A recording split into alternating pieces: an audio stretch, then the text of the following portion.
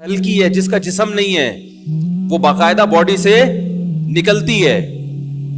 اور کئی لوگوں کے اپنے مشاہدات بھی ہیں جو موت کے وقت ان کے ساتھ جو منظر پیش آیا. میں اپنے ایک دوست کا واقعہ اکثر سناتا ہوں, ممکن ہے لوگ اس پہ بھی کلپ بنا کے حضرت مفتی تقی عثمانی صاحب کا مذاق اڑایا تو ہمارا بھی شروع کر دیں, لیکن ایسے واقعات ہوئے ہیں. اگر وہ قابل اعتماد ذرائع سے پہنچے ہیں تو اس کا انکار کرنا یہ ہٹ دھرمی ہے, ضد ہے. میرے ایک دوست ہیں, بہت پرانے دوست ہیں, 18 سال سے میرا خیال ہے میں ان کو جانتا ہوں. بہت پرہیزگار ہیں, ان کی پرہیزگاری پہ کوئی الحمدللہ لوگ شبہ نہیں کرتے. باقی حقیقت تو اللہ ہی جانتا ہے, کسی کے بارے میں یقینی طور پر تو نہیں کہہ سکتے, لیکن بہت نیک ہیں, ہمارے ساتھ رہے, طالب علم تھے. ان کا ایکسیڈنٹ ہوا, اور ایسا ایکسیڈنٹ ان کا ہوا کہ بچنے کی امید نہیں تھی. ہاسپٹل میں, آغا خان ہاسپٹل میں ایڈمٹ ہوئے. 60 بوتلیں خون کی چڑھی ہیں ان کو, 60. ڈاکٹروں نے جواب دے دیا تھا کہ یہ بچنے والے نہیں ہیں, اس لیے کہ انہوں نے ان بعد میں پتا چلا, وہ کہہ رہے تھے ان پہ اتنا خرچہ آئے گا کہ آپ لوگ افورڈ نہیں کر سکتے اس کو. تو خیر وہ خرچہ ہوا, اور 60 بوتلیں ان کے پہ خون کی چڑھی ہیں. خرچہ اسی سے لیا کہ جنہوں نے ایکسیڈنٹ کیا تھا نا, وہ ایکسیڈنٹ بھی کیسے ہوا تھا, تو وہ ان کے 60 بوتلیں چڑھی خون کی, تو بالکل مرنے لگے تھے. تو انہوں نے مجھے اپنا واقعہ خود سنایا. کہتے ہیں کہ میرے ساتھ یہ منظر ہوا کہ جب مجھے ہاسپٹل میں لایا گیا تو بالکل بلڈ نکل چکا تھا. بعض لوگ تو یہ سمجھ رہے تھے ایکسپائر ہو چکے ہیں, جان یعنی نکل گئی ہیں ان کی. اب خود سوچو 60 بوتلیں جس کو چڑھی ہوں گی, کیا بچا ہوگا خون. تو کہتے ہیں میں نے یہ دیکھا کہ میں لیٹا ہوا ہوں اور میرے ارد گرد میرے رشتے دار کھڑے ہوئے. وہ کھڑے ہوئے تھے حقیقت میں بھی, ان کے والدہ بھائی وغیرہ. تو کہتے ہیں میں نے یہ منظر اپنی آنکھوں سے دیکھا کہ چھت کھلی ہے اور ایک سفید لباس میں ایک بہت خوبصورت فرشتہ آیا ہے انسانی شکل میں.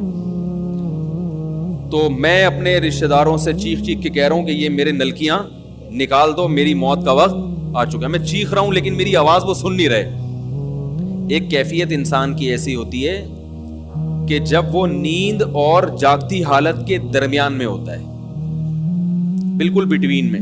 مجھے پتا ہے اس موقع پہ بٹوین کا لفظ استعمال نہیں کرتے ہیں, اس پہ کلپ آ جائے گا, ان کو اتنی بھی انگلش نہیں آتی.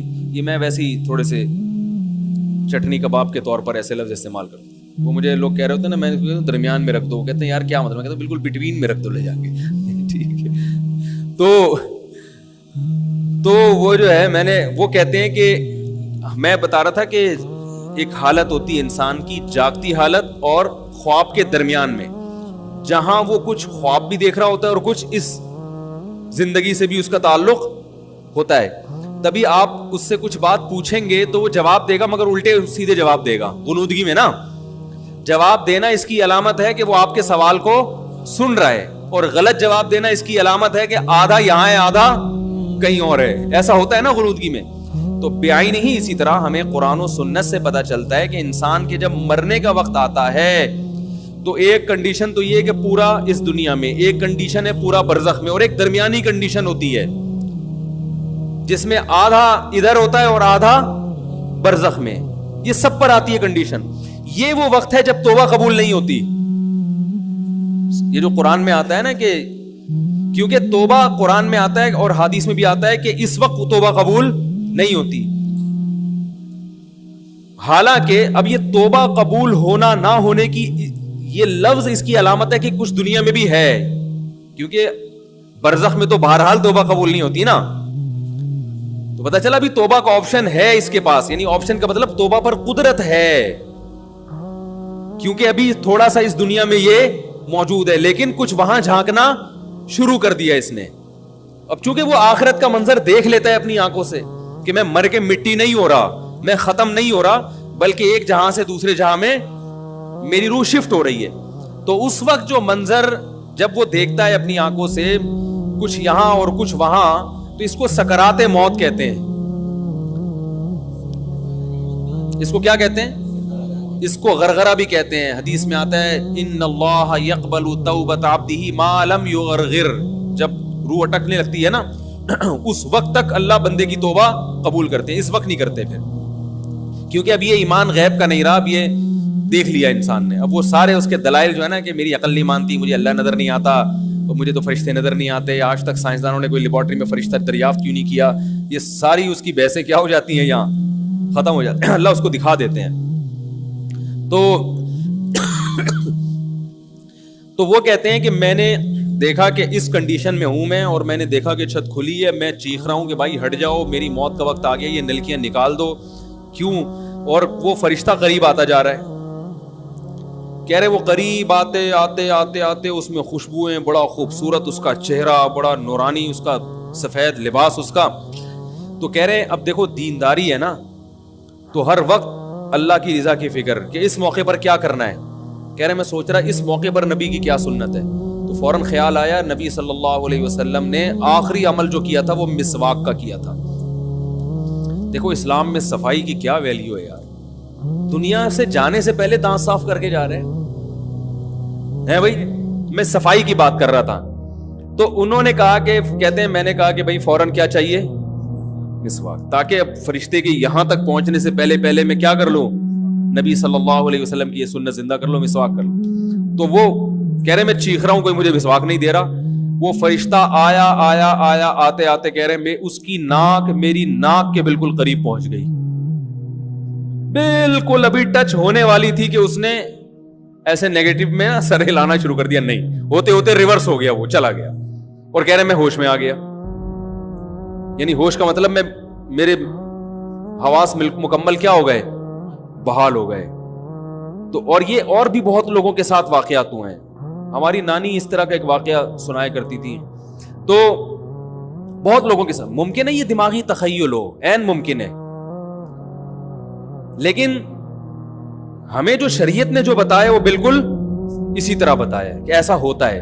ان کے ساتھ سچی مچی میں ہوا ہے, یہ ان کو دماغ میں خلل ہوا تھا, یہ مجھے معلوم نہیں, لیکن یہ بھی تو ممکن ہے کہ یہ حقیقی واقعہ ہو. کیونکہ جب ایک چیز شریعت نے بتائی ہے کہ ایسا ہوتا ہے, تو بھائی اگر کسی کے ساتھ ہو رہا ہے تو بلا وجہ اس کا انکار کرنے کی ضرورت نہیں ہے. جیسے شریعت نے بتایا قبر کا عذاب ہوتا ہے, بعض دفعہ وہ عذاب اللہ دنیا میں دکھا دیتے ہیں. اب اگر کوئی شخص کہہ رہا ہے میں نے اس عذاب کو اپنی آنکھوں سے دیکھا ہے, آپ اس کا مذاق اڑانا شروع کر دو, اور وہ آدمی بھی قابل اعتماد ہو, عین ممکن ہے وہ نہ دیکھا ہو, اس کا دماغی تخیل ہو, لیکن یہ بھی تو پاسبل ہے کہ دیکھا ہو. ہمارے ایک دوست نے ایک واقعہ سنایا تھا قبر کے عذاب کا, مجھے یقین نہیں تھا, میں نے کہا ایسا نہ ہو ان کے دماغ میں تخیل ہو. تو میں نے اس کی تصدیق کروائی اس علاقے میں, اس گاؤں میں, اور لوگوں کو کال کر کے پوچھی ایسا ہوا, انہوں نے کہا ایسا ہوا ہے. پھر مجھے یقین آیا. وہ قبر بار بار نہ اس کو نکال کے باہر پھینک دیتی تھی, بندے کو ڈالتے تھے قبر میں. اس نے بہت سے علماء شہید کروائے تھے نالائق نے. اس کا جرم یہ تھا کہ وہ مخبریاں کر کر کے نا علماء کو قتل کرواتا تھا. اس مخبر کے ساتھ ایسا ہوا اس گاؤں میں. جب اس کو دفنایا ہے تو چلیں اب بات آئی گئی ہے تو پورا واقعہ سنا دوں. تو وہ جنہوں نے دفنایا نا, وہ ان سے میرا بھی تعلق تھا, میرے بیان سنتے تھے. تو مجھے آ کے انہوں نے واقعہ سنایا کہ ایسا کوئی مخبر تھا جو علماء کو شہید کرواتا تھا مخبریاں کر کر کے. تو جب اس کو دفنایا, کہہ رہے ہیں اس کے والد میرے پاس آئے, ہم لوگ کے پاس آئے. انہوں نے کہا کہ بھائی میں جب صبح جاتا ہوں تو میرے بچے کی جو لاش ہے نا وہ قبر سے باہر پڑی ہوئی ہوتی ہے, تو میں بڑا پریشان ہوں, کیا کروں. تو ہم پھر دفن کرتے ہیں تو اچھا قبر بالکل صحیح ہوتی ہے اوپر سے, اور وہ بندہ باہر ہوتا ہے, وہ دوبارہ بند ہو جاتی ہے قبر. تو ہم بڑے پریشان ہیں, کیا کریں. یہ کوئی شخص شرارت کر رہا ہے, تو کہہ رہے ہیں ہم نے کہا بھائی ہم تو نہیں کر رہے شرارت.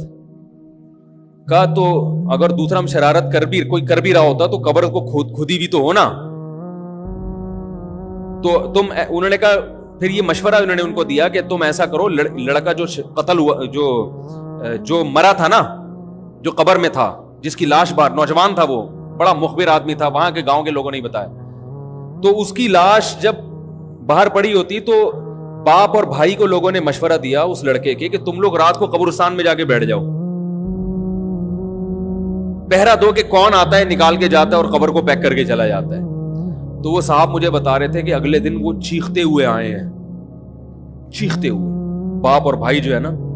کہہ رہے ہم نے رات کو منظر دیکھا کہ پہلے ہمیں رات جب اندھیرا ہوا ہے نا تو قبر کے اندر سے چیخنے کی آواز آئی, اور ہمارے سامنے قبر کھلی ہے تو ہم نے اس لڑکے کو دیکھا کہ آگ جل رہی ہے اس کی لاش پہ, اور وہ ایسے ایسے اپنے سر کو پیٹ رہا ہے. کہہ رہے ہم تو خوف کی وجہ سے بے ہوش ہو گئے, ہمیں نہیں پتا اس کے بعد کیا ہوا. ہوش میں آیا تو وہ لاش باہر پڑی ہوئی. تو میں نے کہا یار پھینکو بھی دنیا میں کم نہیں ہوتے. تو میں نے پھر تصدیق کے لیے ایک دو لوگوں سے رابطہ کیا, انہوں نے بتایا کہ ایسا ہوا ہے ہمارے ساتھ. تو یہ جو ترکی کا جو تھا نا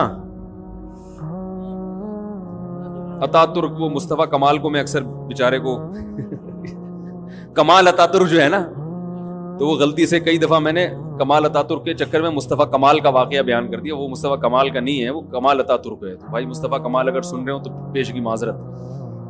تو کمال اتا ترک کا بھی یہی ہوا ہے, مسلمانوں کا قاتل تھا, علماء کا قاتل تھا. ترکی سے خلافت اسلامیہ کو اس نے ختم کر دیا. بہت یہ جو آج جو کچھ دنیا میں ظلم ہو رہا ہے, اس سب کی بنیاد رکھنے والا اتا ترک ہے. خلافت عثمانیہ ہوتی تو نہ کشمیر کا مسئلہ کھڑا ہوتا, نہ بوسنیا کا مسئلہ کھڑا ہوتا. یہ ساری مصیبتیں جو آئی ہیں, مسلمانوں کا جو اتحاد ختم ہوا, تو اس کے ساتھ بھی ایسا ہی ہوا. اس کو جب قبر میں دفنایا, قبر نے باہر پھینک دیا. نتیجہ یہی نکلا کہ اس کی قبر زمین کے اوپر ہے. تو وہ جو اس کے فالوورز ہیں وہ کہتے ہیں دیکھو ہمارے حضرت اتنے پہنچے ہوئے ہیں کہ اوپر دفن ہے. تو جو بوڑھے بوڑھے لوگ ہیں نا ترکی کے, وہ آپ کو بتائیں گے